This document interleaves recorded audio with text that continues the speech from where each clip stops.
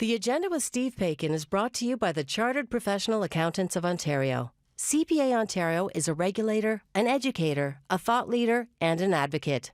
We protect the public. We advance our profession. We guide our CPAs. We are CPA Ontario. And by viewers like you. Thank you.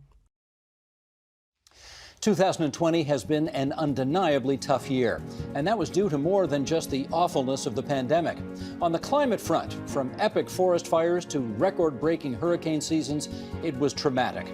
Tonight, as TVO presents the world broadcast premiere of the documentary Borealis about Canada's iconic wilderness, we're surveying the year that was in climate change.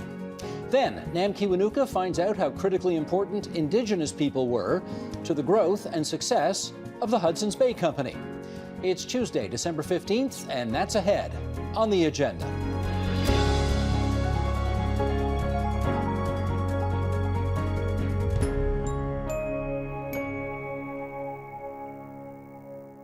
Extreme weather, massive deforestation due to fire, and a historic Arctic ice shelf loss. For those on the climate change file, such events suggest the clock is ticking louder than ever. With us now for a look at the year that was, we welcome, in Victoria, British Columbia, Nathan Gillett, research scientist with Environment and Climate Change Canada. In Edmonton, Alberta, Mike Flanagan, professor at the University of Alberta and scientific director of the Canadian Partnership of Wildland Fire Science. And in the nation's capital, Julia Levin, Climate and Energy Program Manager at Environmental Defense. That's a political action group. And we are delighted to welcome the three of you onto TVO tonight for a really important and timely conversation. Before we get to that conversation, we do want to show a short snippet of the documentary Borealis, which is getting its broadcast premiere tonight immediately after this program. So let's set up our conversation with a look at Borealis. Sheldon, if you would. We found that the warmer it gets, the more fire we have. And there's three reasons for this. The first is, the warmer it is, the longer the fire season. The warmer it gets, the more lightning we see. As we warm, the atmosphere's ability to suck moisture out of the fuel increases almost exponentially. We're seeing more fire because of human-caused climate change. And we're going to see a lot more fire. The photography in this documentary is just stunning, both in a wonderful way and a scary way. So let's continue by reading this excerpt from the Washington Post, which goes like this. By many measures, 2020 has been disastrous. Hurricanes in the Atlantic are so numerous that there are not enough letters in the Latin alphabet to name them all. Fires in California torched more than 4 million acres, smashing the state's record for land burned in a single season. In the first 9 months of this year, at least 188 people have been killed in a record-tying 16 weather disasters that cost $1 billion or more. The nation now spends almost 10 times as much responding to and recovering from natural events as it did in the 1980s, and that's just the United States. All right, let's pick up the story from there. Mike, I want to go to you first if I can. Aside from the United States, take us on a survey of extreme weather events in Canada and the rest of the world this year. What have you been seeing? Well, I'm a fire guy, so I'm going to concentrate on fires. And this year, we've seen unprecedented fires in Australia, the Arctic, and more recently, California.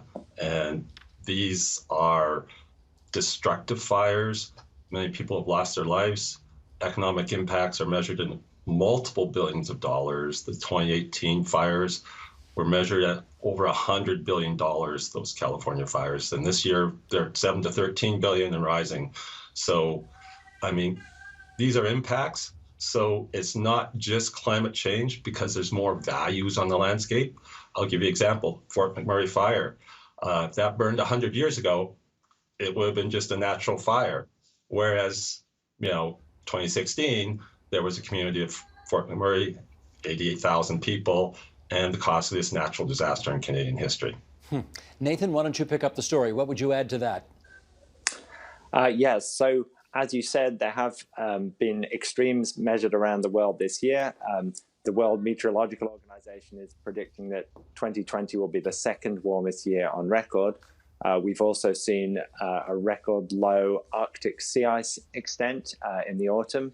October was the lowest October Arctic sea ice extent on record. And this is part of a pattern towards a warmer climate, generally part of a long-term trend. We're seeing an increase in hot extremes. We're seeing decreasing snow and ice around the world. And as you mentioned, that Atlantic hurricane season, we saw a record number of named storms. There's research pointing to more intense hurricanes associated with climate change, and also a lot more rainfall associated with hurricanes with climate change. So most of these extremes that we're seeing are part of a pattern that we can expect associated with a warming climate. Julia, the answer to this next question may be self-evident, but let's get it on the record nevertheless. How have these events affected the people who live in these places? That's a really good question, because sometimes when we hear those stats, we forget that there's people on the other end of that. Just recently, I was listening to an Inuit elder speaking about her experience. And as we know, the Arctic is warming faster than most of the rest of the world. And she was telling stories about communities in the Northwest Territories where homes are falling into the Arctic Ocean because of melting from a frost and increasing erosion. She was telling stories about very experienced hunters no longer being able to safely hunt for food because of changing ice patterns. So those are the human elements that are always really important to center when we talk about the impacts of climate change. What does that portend for them? If they can't do what they used to do the way they used to do it, therefore what? There's so many impacts. Food security has always been, since colonization, food security in the Arctic has been a major issue, and this will only increase as local food sources become more scarce or change patterns. The housing crisis, that also is an impact of colonization, it will continue to get worse. But around the world, in the Arctic, the Arctic is a very vulnerable location, but around the world, we're seeing the impacts of climate change hit the people who are the poorest and have the least amount of resilience the hardest, and the people who are least responsible for causing this crisis. Let's continue by looking at the North, continuing to have our lens on the North. Let me put it that way. This is from a report last year that Nathan and other researchers at Environment and Climate Change Canada worked on, and I'll read an excerpt from it. Canada's climate has warmed and will warm further in the future, driven by human influence. Both past and future warming in Canada is, on average, about double the magnitude of global warming. Northern Canada has warmed and will continue to warm at even more than double the global rate. Nathan, let's unpack that. Why double the rate of the rest of the world? There's several reasons for that, but one reason is that Canada is a northern country, and the Arctic is warming at a more rapid rate than the rest of the world. One reason for that is melting of snow and ice, which tends to reflect sunlight. When it goes away, more of that sunlight is absorbed, and that increases the rate of warming at the higher latitudes. Also, the land generally is warming more than the ocean. So those factors together mean that, yes, Canada has warmed and is expected to warm at about twice the rate of the globe on average. Mike, since you're the self-described fire guy, let me put this question to you. We learned from that documentary Borealis, which, as I say, is coming up immediately after this program, that not all forest fires are bad. In fact, the forests, we learn, actually need them from time to time. What's the explanation there? So our boreal forest has learned to survive and thrive in a regime of semi-regular, stand-renewing, stand-replacing fires. They have strategies to deal with some trees, like jack pine, lodgepole pine, have what we call serotinous cones. So it needs heat. It's got a waxy resin, needs heat to open the cones, release the seeds, and fire is that heat. So we're seeing fire as a natural element. Some people like to say it's good or bad, but it's just Mother Nature at work. And, you know, fire kills insects, kills disease, rejuvenates. It's the cycle of life. And it's normal. But the problem becomes if we see too much fire, then the trees cannot deal, that their strategies just cannot deal with frequent fire every 10 to 20 years, and they'll disappear. And what replaces them? grass, shrubs, and these can burn every year. So fire's not going to disappear as long as we have the fuel to burn, the vegetation, ignition, people and lightning, and weather, hot, dry, windy, we call it. As long as we have those three ingredients, we'll continue to have fire. Let me just ask our director, Sheldon Osmond, to roll some footage here. This is of a fire in California. And Mike, I wonder, as we roll this footage, could you just explain what we're seeing here as these clouds roll across our screens? So it's a summer day and these clouds are bubbling. If that's a fire there, this could be a pyrocumulonimbus, which is a fire-generated thunderstorm. Yes, I now see the smoke on the left-hand side. And as the air rises, because fires are hot, causes the air to rise. Eventually, there's enough moisture from combustion and the lifting process, and just like your grade 3 water cycle, you get clouds forming. And if it keeps on pushing up higher and higher, you get a thunderstorm.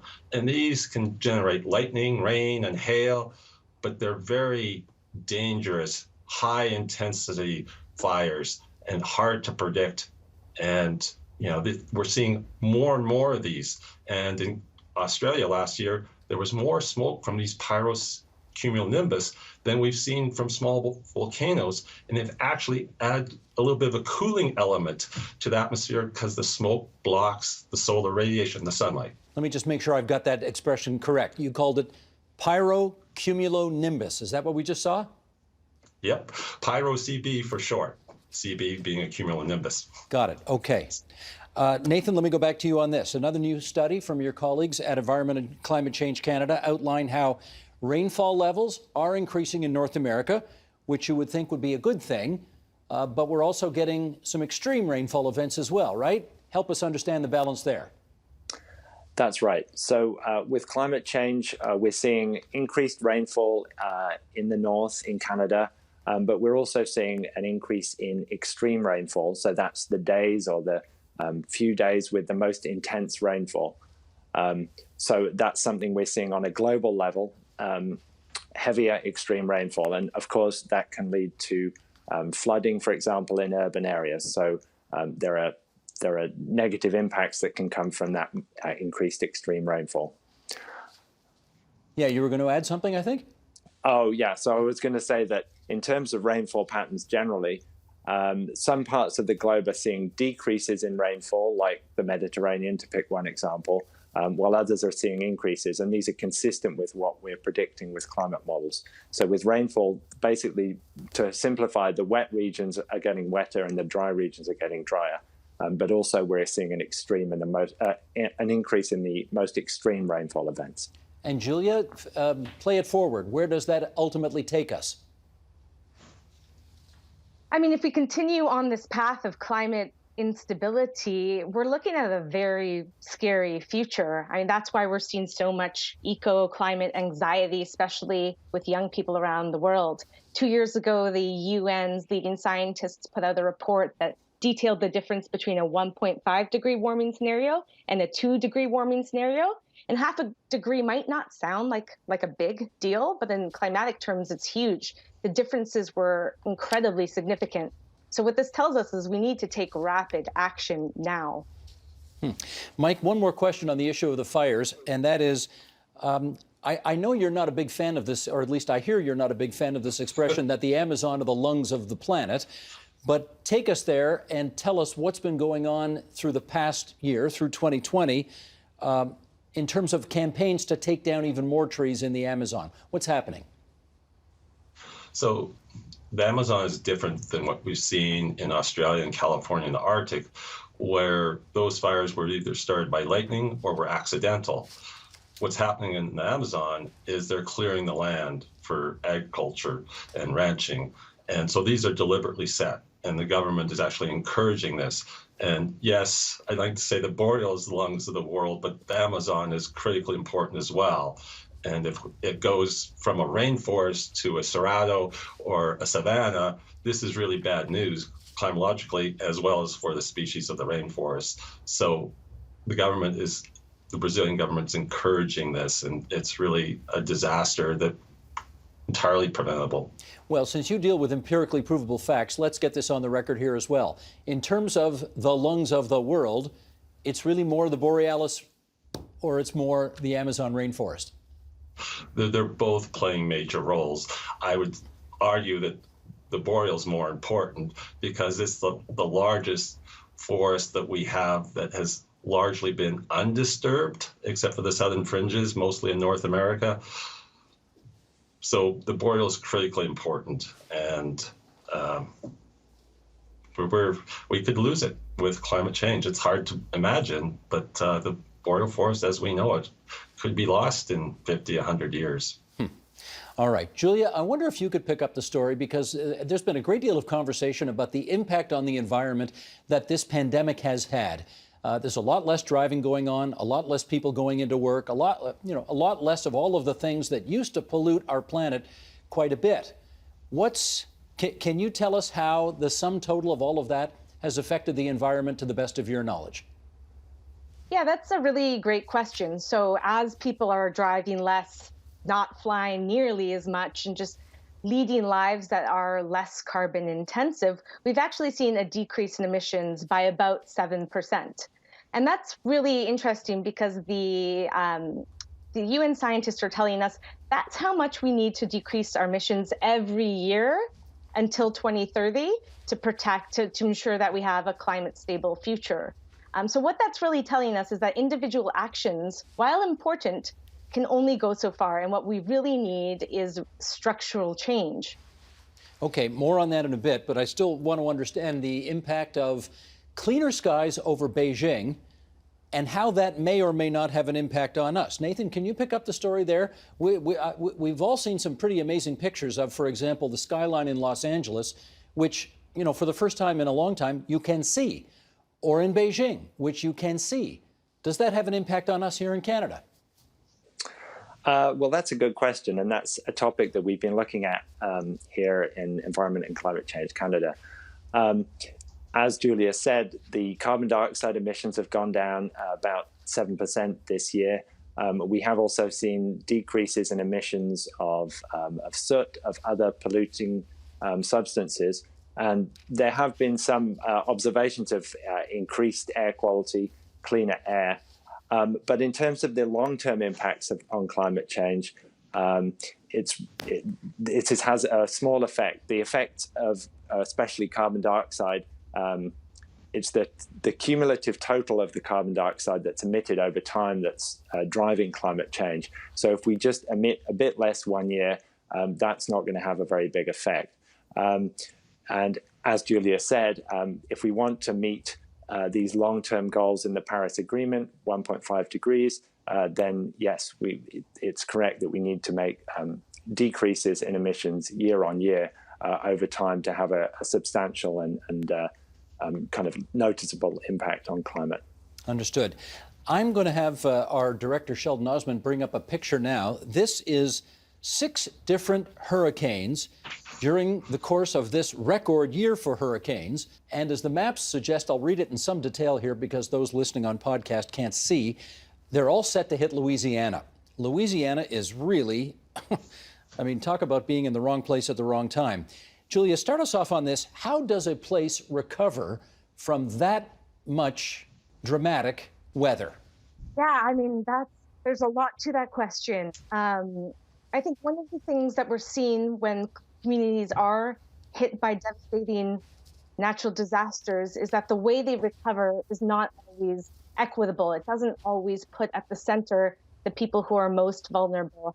And that's something we need to change going forwards, because we know storms like this are going to get more frequent. Even if we take dramatic action today, and we really have to do that, we've still put enough carbon dioxide into the atmosphere that we're still going to see worsening impacts. The climate is still going to get more unstable as we go forward.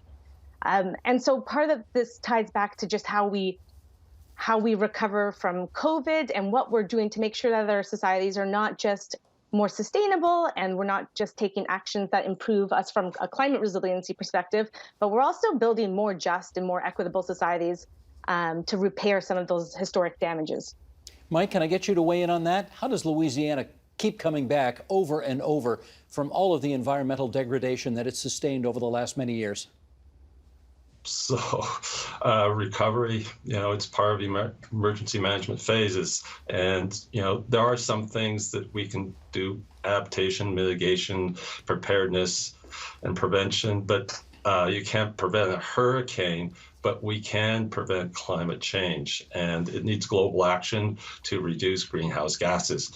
But a lot of people may not realize that even if we stop producing greenhouse gases today, the Earth is going to continue to warm for the next 50 to 60 years because of all the heat's been absorbed by the ocean, which has time lags of up to 1,000 years. So this warming is going to continue, and we're going to see more extremes. And I'm the fire guy, so extremes drive the fire business.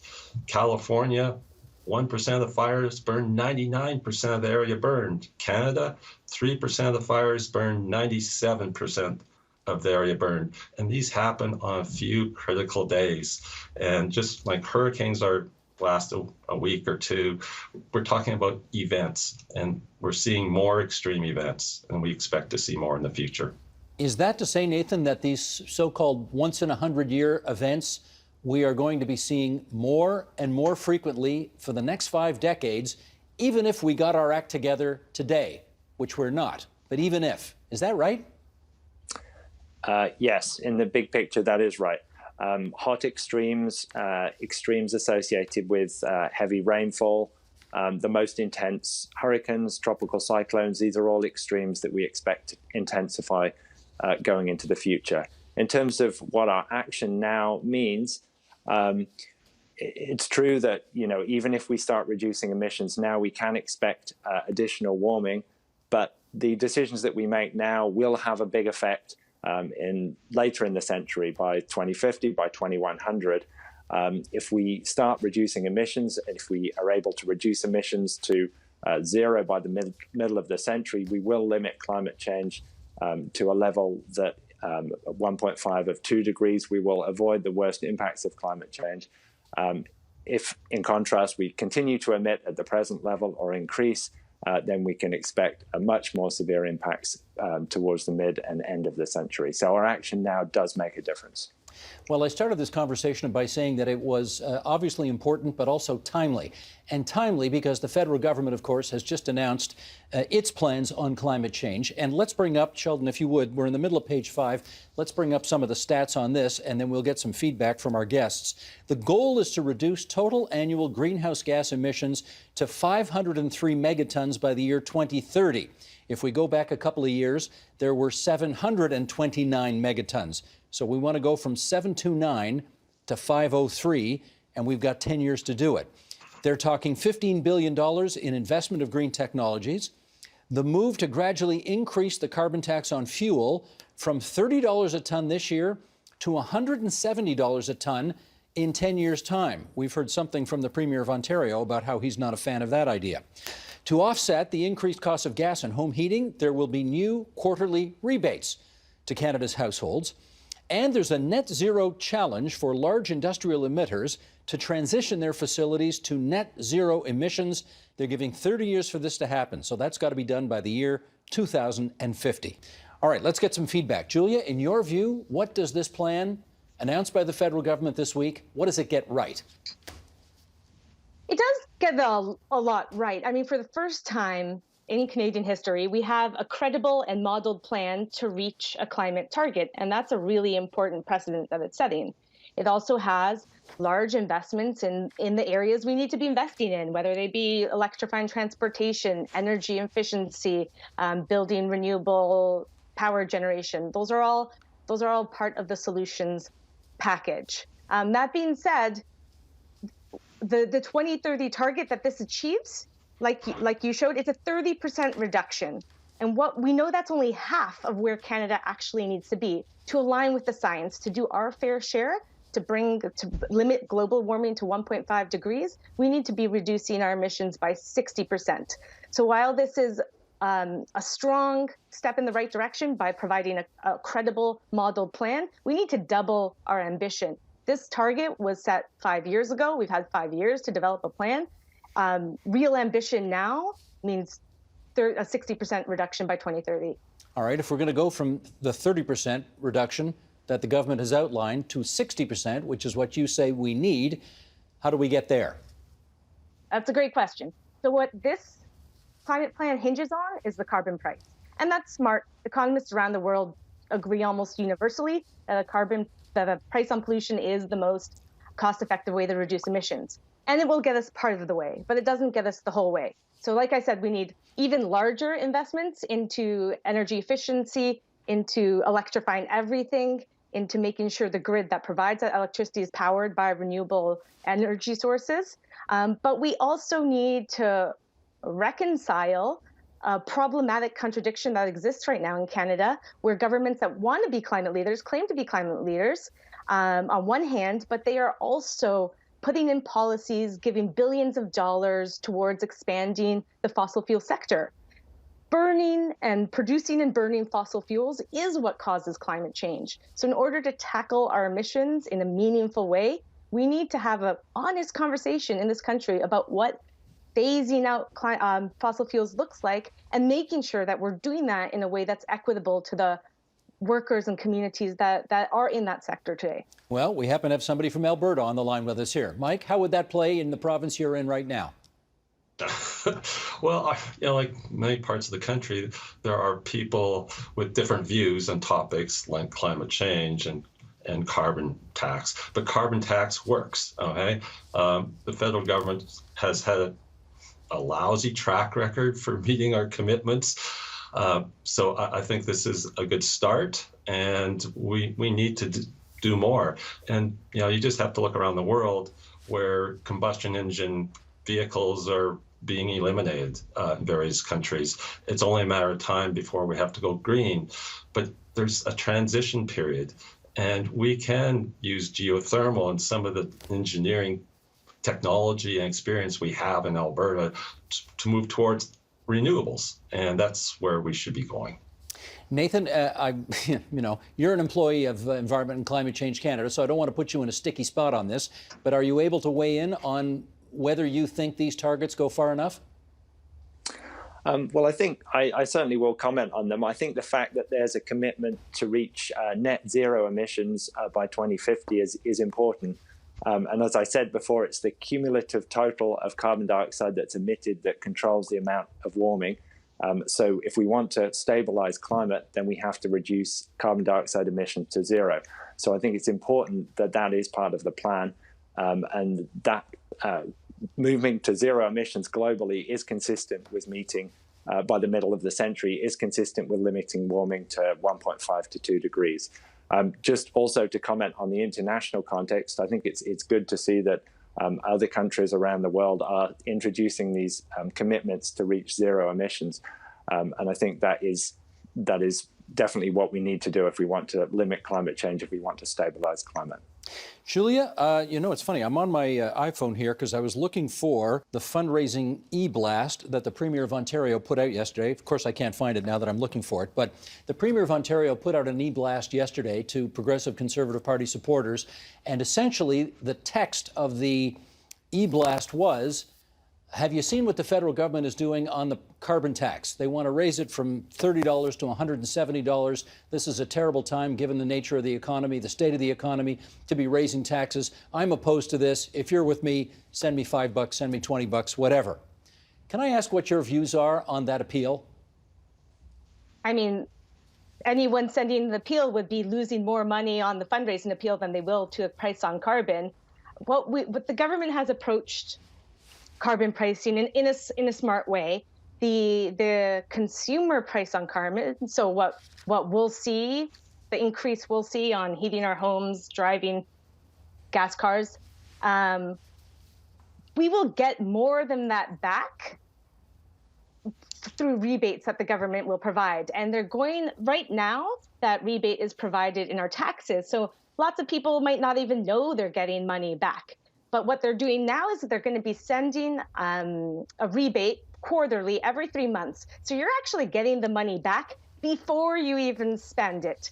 So this won't cost anyone in this country money, or the vast majority of people will be better off with the rebates than the increase they're going to be seeing on what they're spending. So all of this opposition that we're seeing is really just untrue, and it's very irresponsible. We need our provincial governments to really start to use the levers that exist at the provincial level and stop blocking climate action.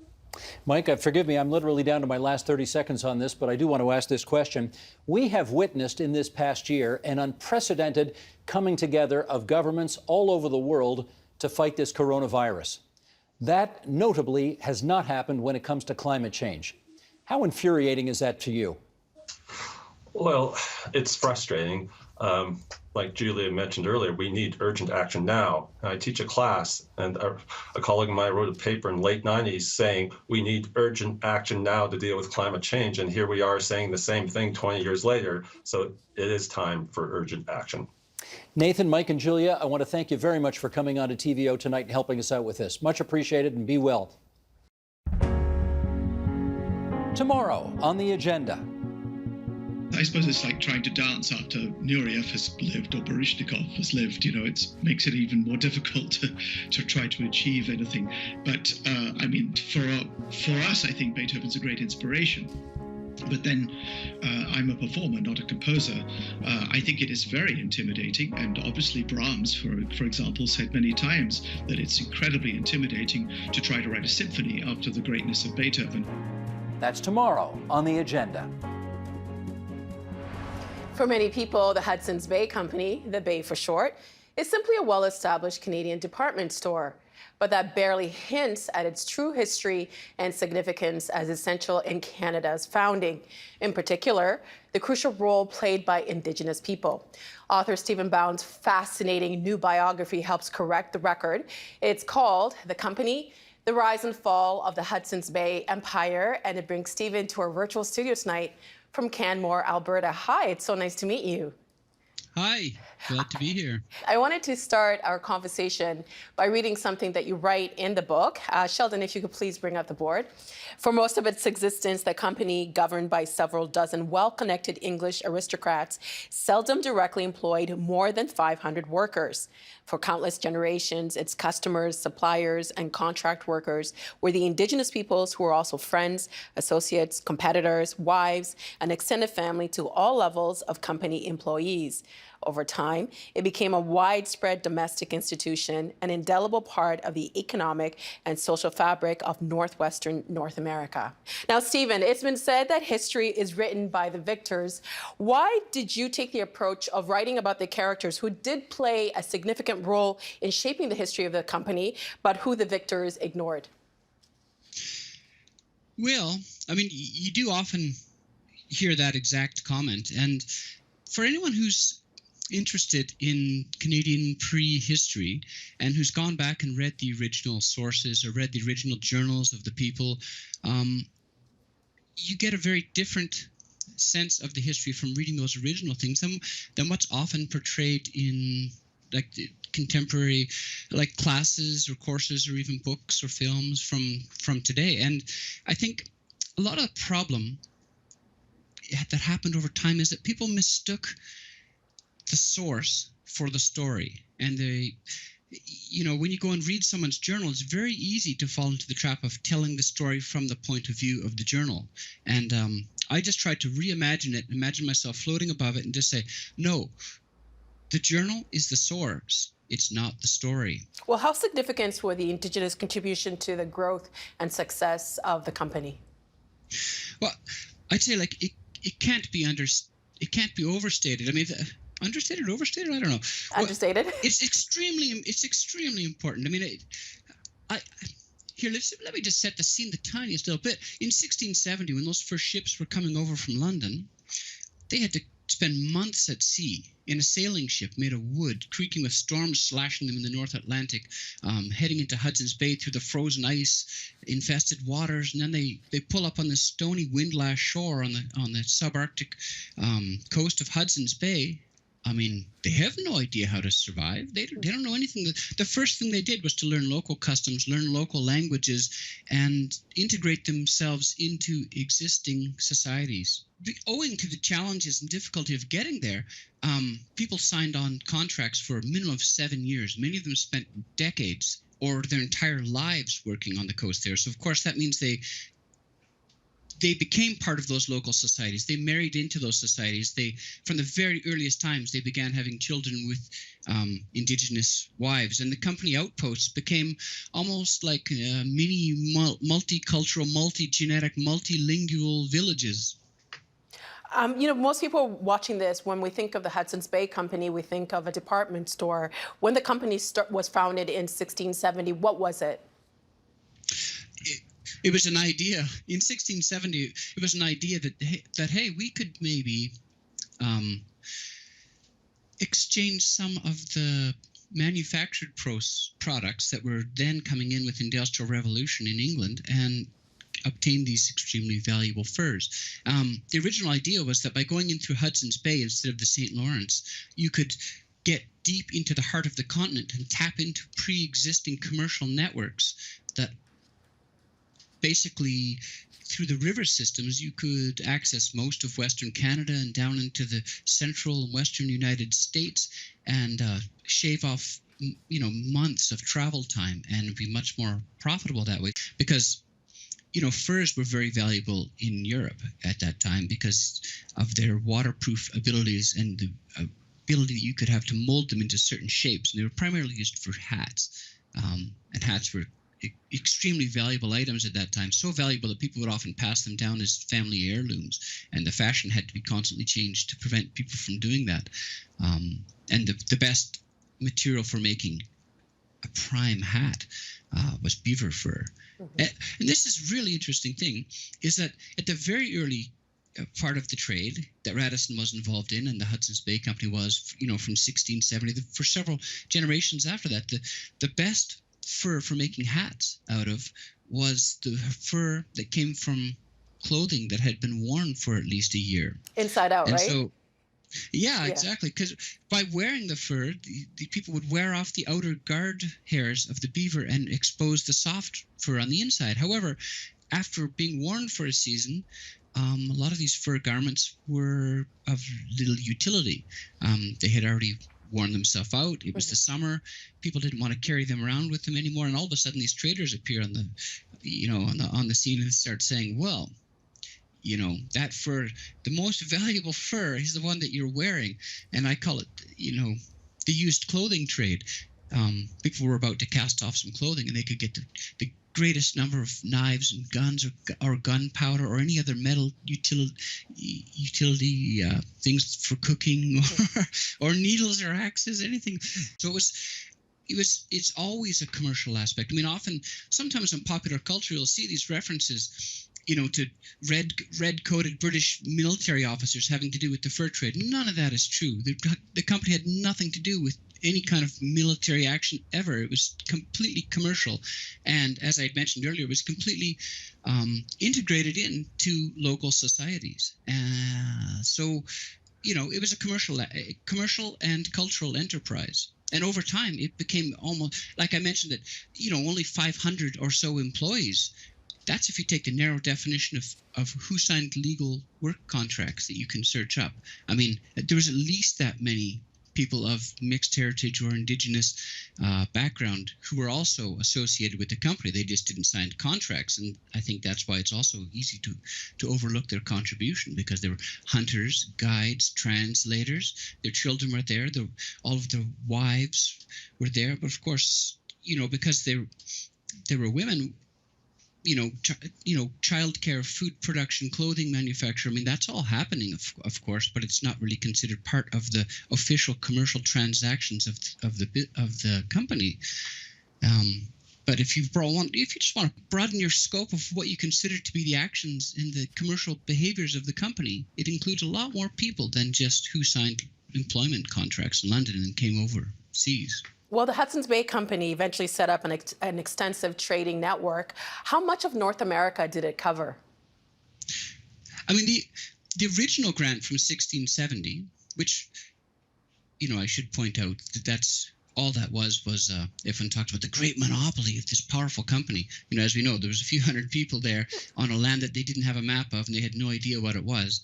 All it was a protection against domestic competitors from England. Mm-hmm. But it did cover basically over 40% of modern Canada, and including large areas of the U.S. states.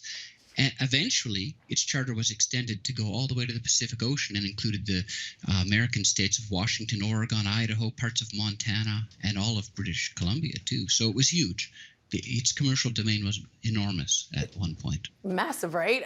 In scale. You mentioned before that, when the English did come over, they started marrying Indigenous women. How did the company regard those marriages? Well, I mean, I discussed this a little bit in my book. I mean, they would range the full gamut of what would be considered a relationship today. I mean, some of them were short-term and for mutual exploitation. Other of them were intimate and loving and lasted basically the lifetimes of the people involved. I mean, so I don't know that you really want to define it. It's hard to say a marriage would be this or a marriage would be that. I mean, it was according to the customs of the country. And many of those liaisons resulted in people who didn't ever want to leave the Bay area, or who remained in North America, or some of the children were sent back to England for education. Some of them came back. Many of those children from the original liaisons, were the foundation of the whole Métis people. I mean, that is the product of the fur trade. Many of those people ended up being, mixed heritage people became part of the economic and social elite of early Canadian cities. It's just they probably lost their identity over time. Is it fair to say that the Hudsons Bay Company wouldn't have been successful had it not been for those relationships? Oh, absolutely. They were. I mean, as I was just discussing them, all the unrecognized work that all those women did that actually maintained the existence of the company's outposts. I mean, that was vital. I mean, the company could not have existed if it wasn't fully integrated into all of those societies. I think that's pretty clear. And all the children that resulted from that all ended up working for the company too. But the company did want to make sure that those children or those dependents didn't become a burden on them, and that they would be financially responsible for it. And that's particularly the case in the 19th century, the mid-19th century, when George Simpson was involved. He was really wanting to limit the company's liabilities and responsibility as much as possible. I want to talk about George Simpson more in a minute, but I want to talk about some of the personalities that you do feature in the book. Men like Samuel Hearne have been immortalized for their exploration in the New World as an employee of the Hudson's Bay. But key to his success is Matonabi, who was employed by the company. And you and I had a conversation about how to pronounce the names of the people that you feature in the book. Who was he? Well, Matonabi was born right at Prince of Wales Fort, right on Hudson's Bay. And he was raised by, Knight and Knight's Cree mistress or wife, I'm not sure, in the fort. So although he was a Diné speaker, he was raised with an understanding of Cree language and culture and an understanding of the company's operations and English language. And so he already had his foot in both worlds, and he was then taken by his family to go and live in the traditional territories. So when he returned, he was a very culturally fluent individual who had already established some significant trade networks that were of great benefit to the company and was already managing that. And then Samuel Hearne was someone that the company had hired. He's a very interesting fellow too, to go on some expeditions of his own and to search out the source of some mysterious copper sources, which may or may not have been valuable. And so Hearne set out on a couple of expeditions and failed both times with some local guides trying to help him. And it was only when he hooked up with Matonabi that Hearne had any success at all. And essentially, Matonabi said, "Oh, I've already been to that area many times. I go there all the time. It's my regular business circuit. Why don't you come with me?" I'm paraphrasing, of course. So Hearne had a very successful multi-year expedition all the way out, by Lesser Slave Lake and Great Slave Lake and up to the Arctic Ocean area, and viewed all fascinating, adventurous things and some conflicts between peoples. And he wrote about the land, and he wrote about the culture. And then Matonabee brought him back. And so, why do we know a lot about Samuel Hearne and not a lot about Matonabee? And part of it is the nature of the source. I mean, Matonabee didn't write the book. Hearne wrote the book. We do know about the danger of a single story. And in this book, there are many Indigenous people who played significant roles in contributing to the tremendous success of the Hudsons Bay Company. One of the people that you do talk about is Atikashish.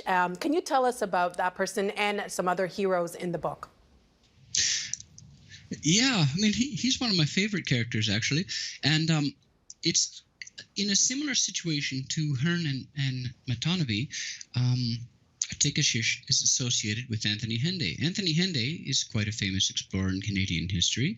You can find maps of his journeys on Wikipedia. You look it up, it shows, there's this giant loop. He went all the way out.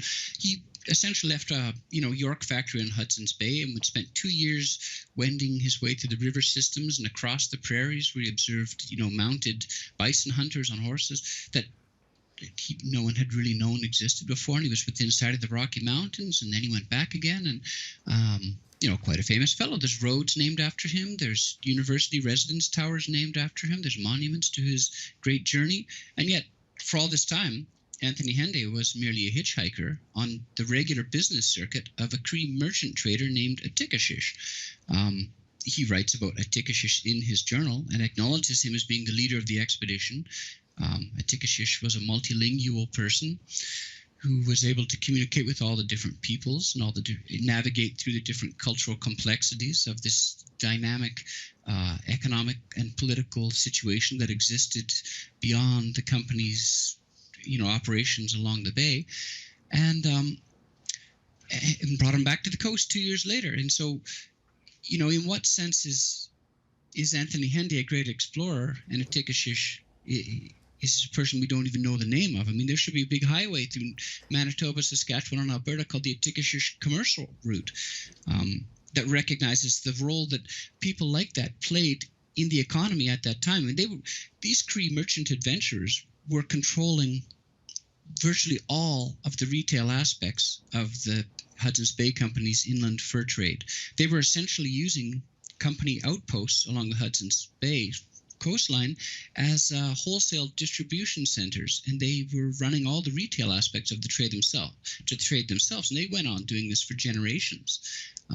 This is not a small thing. And how many people know about that? I mean, it should be well known that the roles people played in the fur trade are not so distinct and defined and static as we imagine, nor was the economy and the culture inland of where the company was operating. It was a very dynamic and interesting, fascinating, fluid world.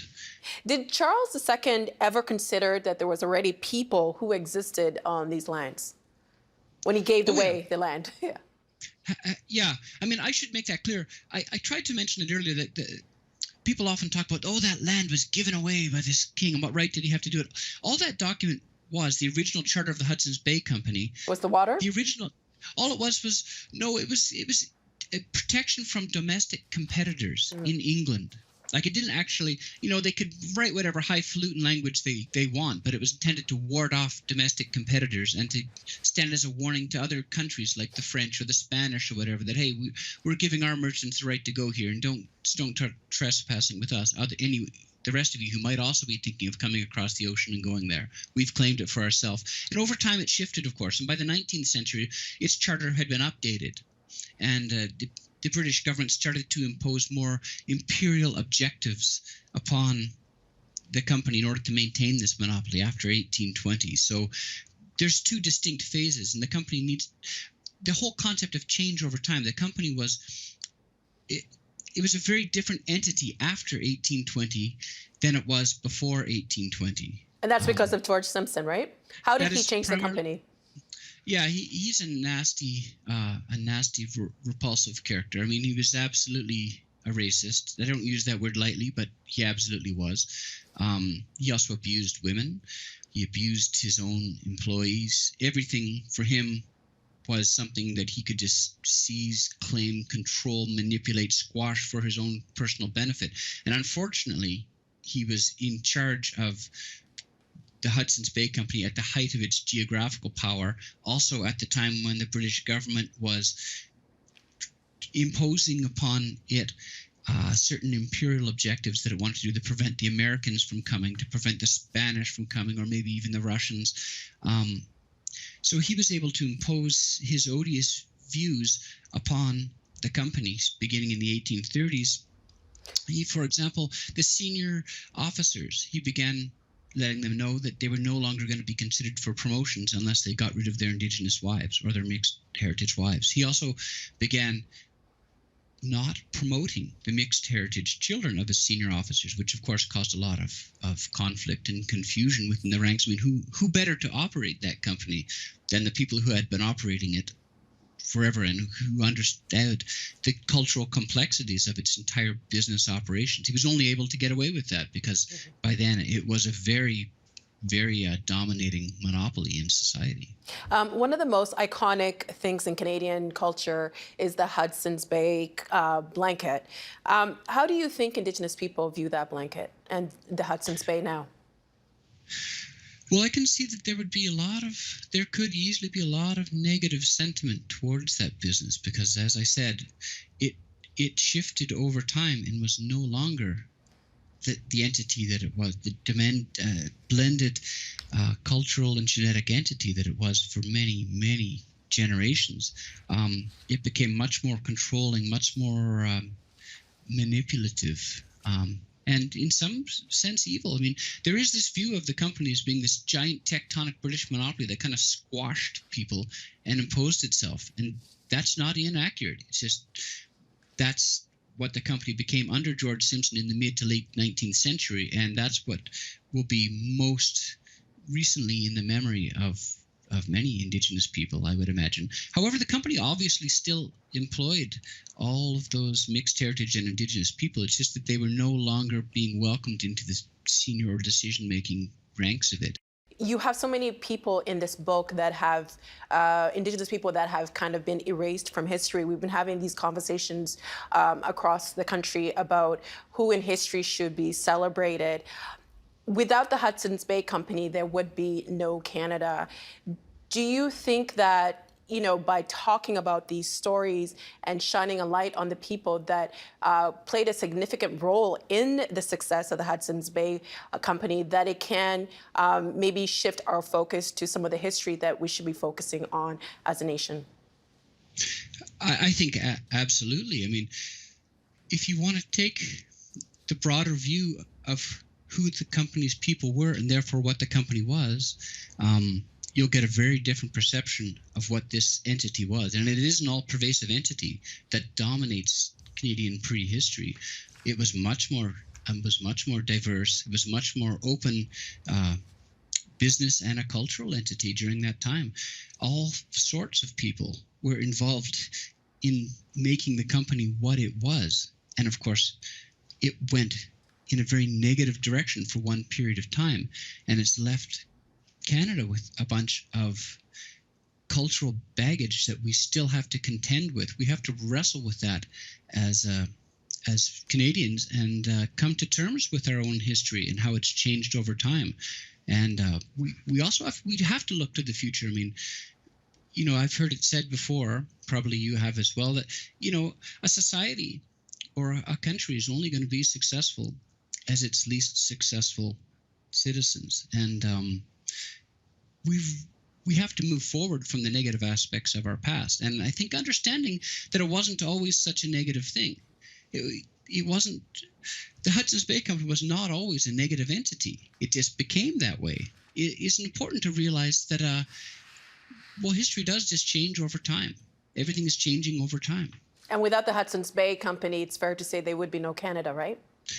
Absolutely, there would be no Canada. So you have to add that onto its ledger of accomplishments, I guess. If you assume that there's anything beneficial to Canada, I personally think there are some beneficial aspects to Canada. The American Empire would have definitely claimed basically everything west of the Great Lakes. all of it. I mean, it was only the presence of the Hudsons Bay Company that allowed, British Columbia, even by the mid-19th century, British Columbia could easily have just been entirely claimed by the Americans, who already did claim Oregon and Washington State and Idaho. Those were all part of the company's domain at one time. And it was the company, it accepted American pioneers coming on the famous Oregon Trail of the 1840s that allowed Americans to go there and survive in the first place. And then they kicked the company out and it moved its headquarters up to Fort Victoria in 1843. But the company basically was the only non-Indigenous economic and social presence in all of Western Canada. And that was the only reason that, the British Empire was able to argue with the American Empire that it should be part of the British Empire. I mean, it's indisputable. Well, lots to get to in the book, and people should pick it up because it is terrific. Thank you so much, Stephen, for your time. We really appreciate your insight, and congratulations on a great book. Thank you so much. Oh, thank you.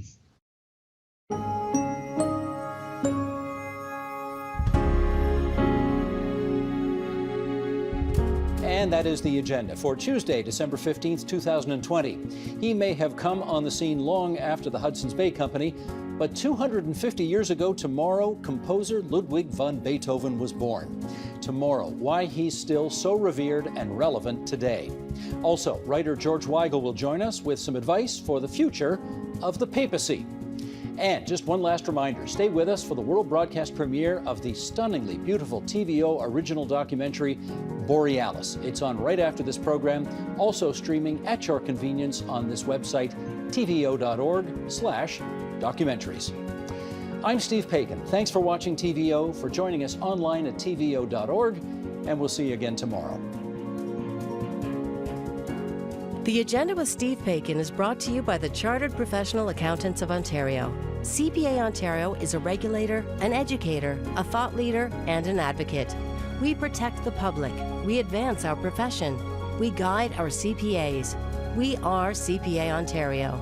And by viewers like you. Thank you.